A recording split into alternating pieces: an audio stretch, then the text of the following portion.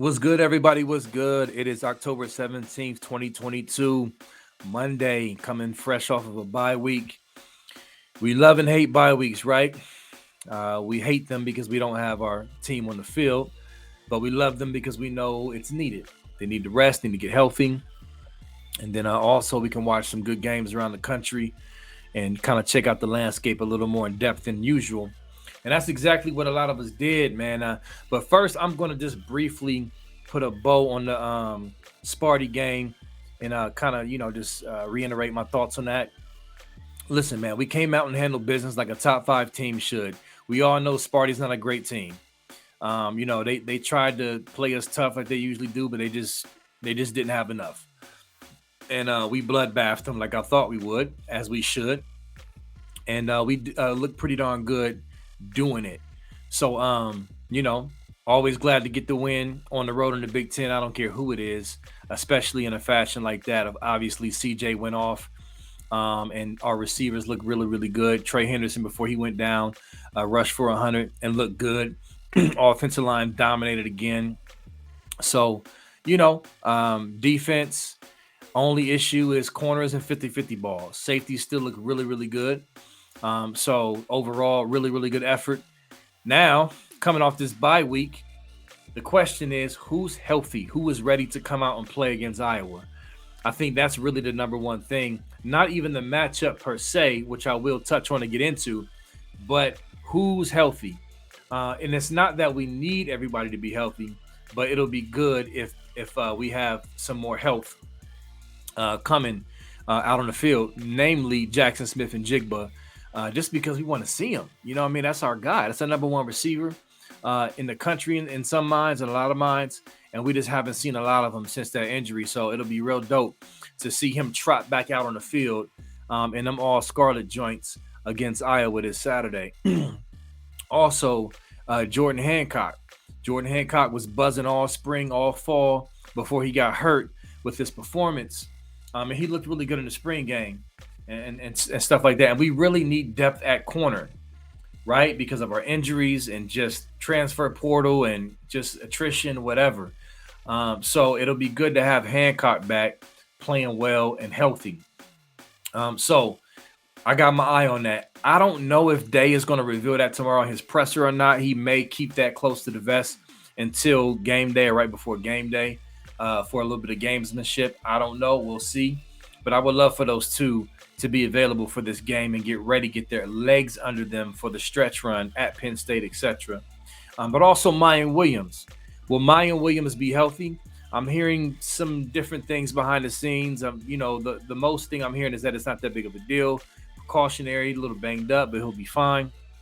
But then I've heard other people say, that it seemed worse to them based off of what they saw. But I'm just hoping that it's cool. We don't need Mayan to beat Iowa, but it would be nice to see our full offense on display.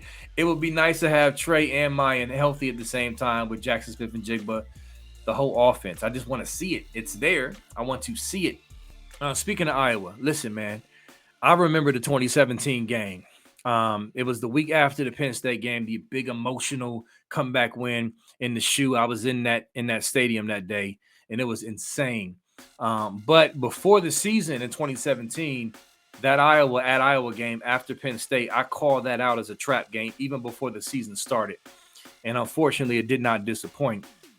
Coming off an emotional big win against Penn State, where JT Barrett probably had his best game, if not his best fourth quarter in his life, going for 16 for 16. And this all came crashing down in Kinnick Stadium. And y'all know what happened.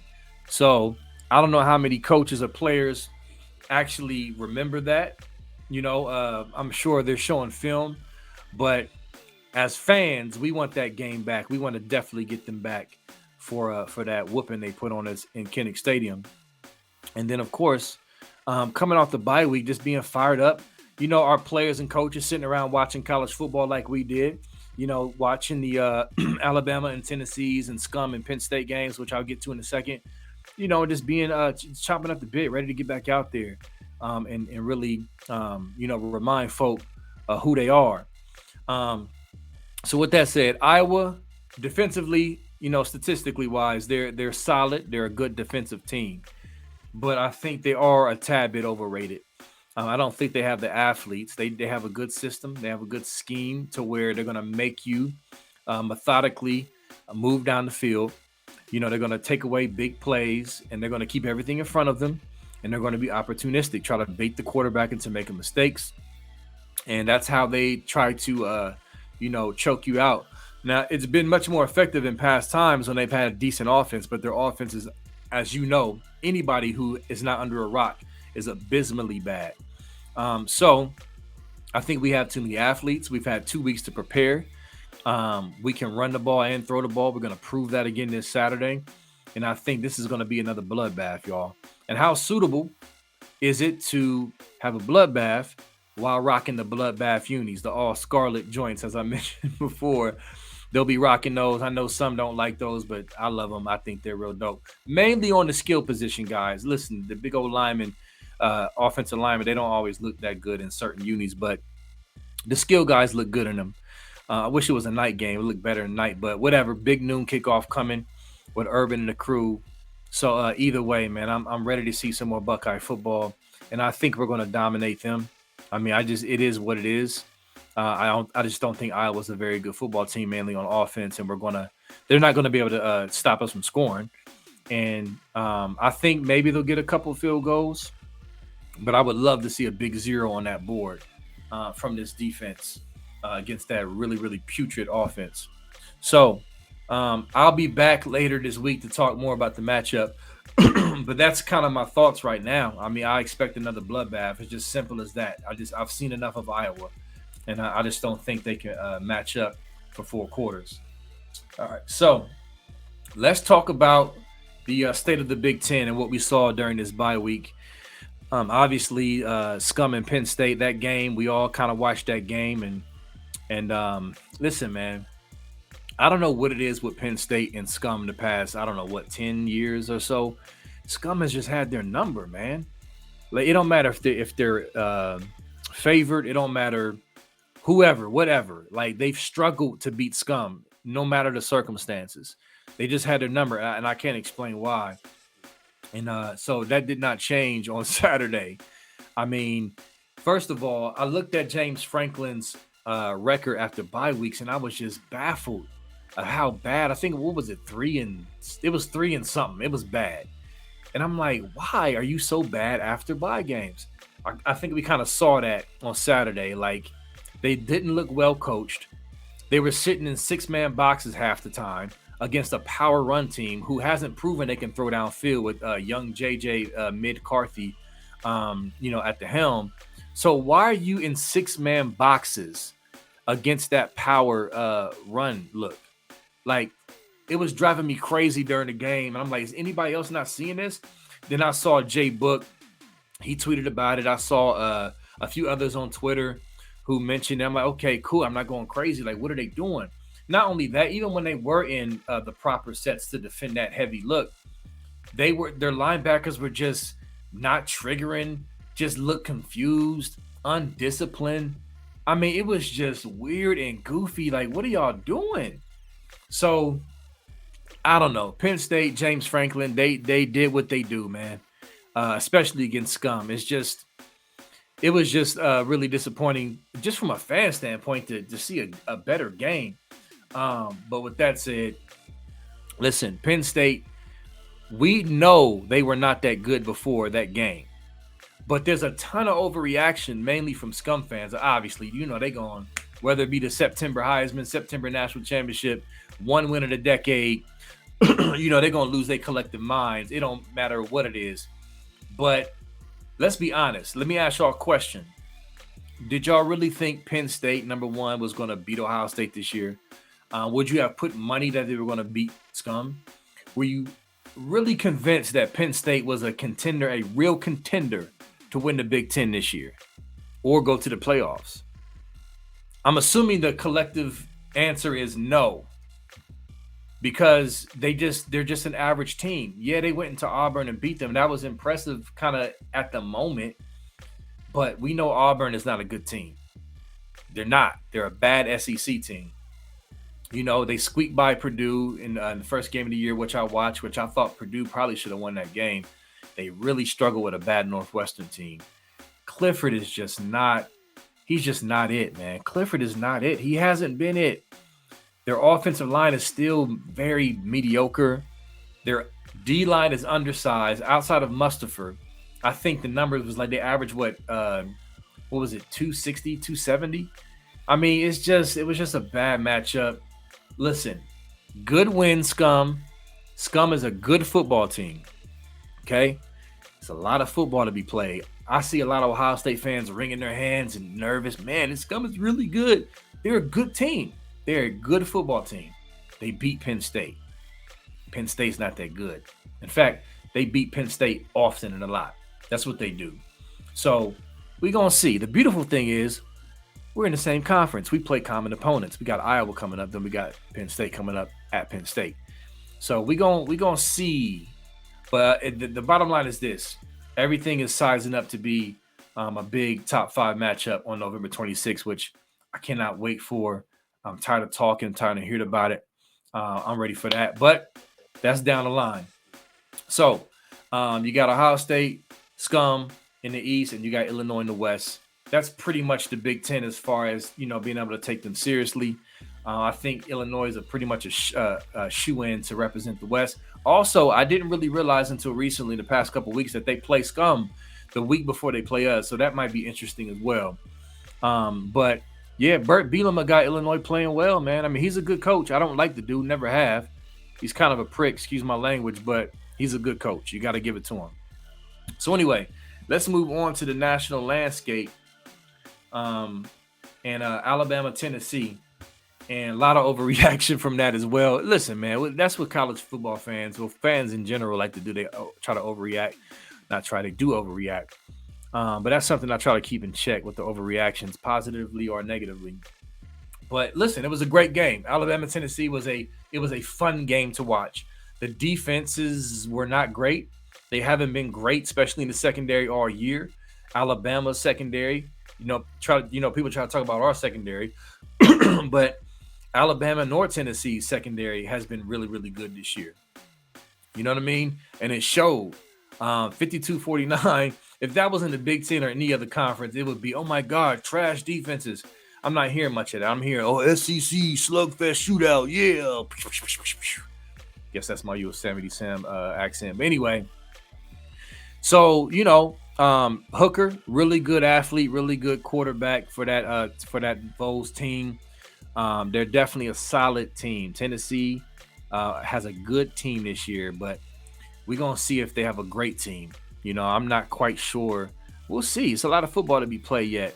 But the bottom line is this. There's no team in the country, for those asking me. I get asked a lot of questions, which I want you to ask me questions, because that's what I'm here for in some ways. But I guess the overall question is, somebody asked me on my page, do you really think we can beat Tennessee in the playoffs? That's a fine question, especially after this weekend. And my question is, based off of everything I've seen, yes.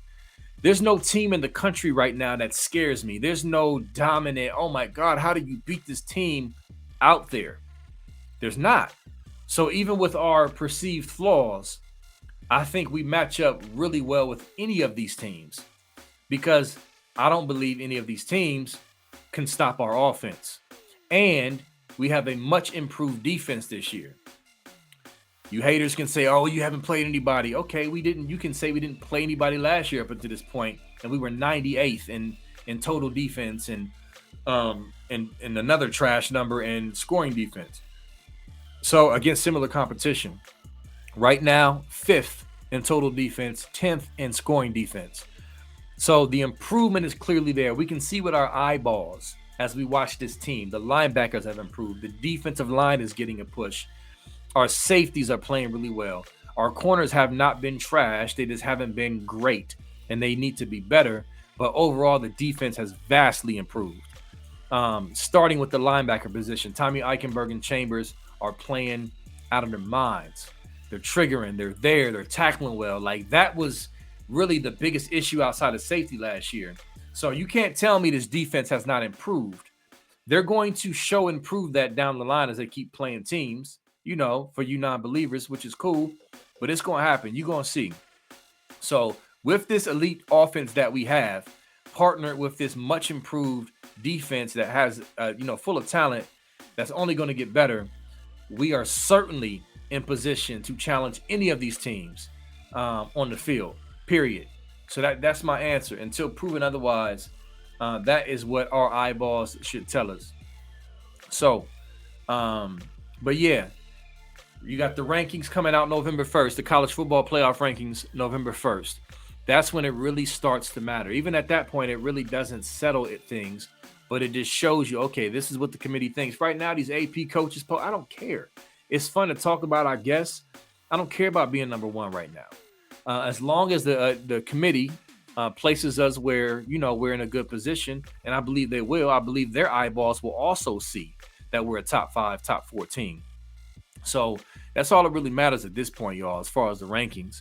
Going back and forth with other fan bases, nobody cares who dropped, who whatever. I mean, it is what it is.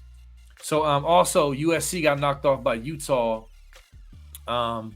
which was a big win by Utah, man. Cam Rising, gutsy dude, good player. We saw him in the Rose Bowl last year.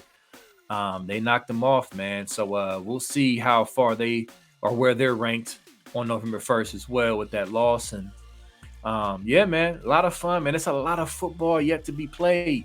So, the overreactions will come, but you gotta, take a deep breath, step back, and let it play out.